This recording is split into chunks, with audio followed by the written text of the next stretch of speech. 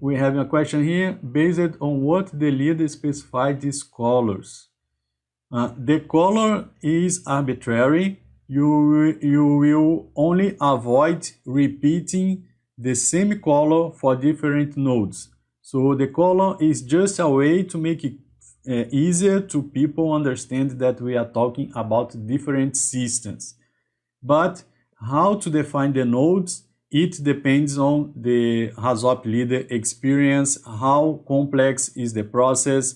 If you have a set of equipments that you don't have too much process changes in that node, you could group a set of equipments. For instance, here we have a gas stream that is washed against recirculating water. So you can see that this system as a whole consists of a washing tower, two pumps running parallel, and a recirculating system.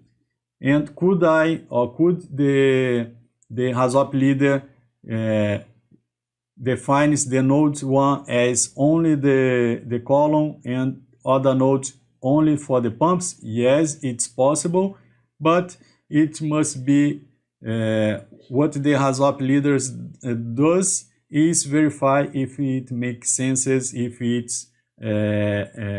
leads to some benefits to the Hazop meeting. Okay, so it's more art than something scientific. The Hazop meeting, there's a Hazop methodology. Although it's a methodology, it's not 1 + 1 is equal 2. It has some kind of personal experience added to that in order to have good results.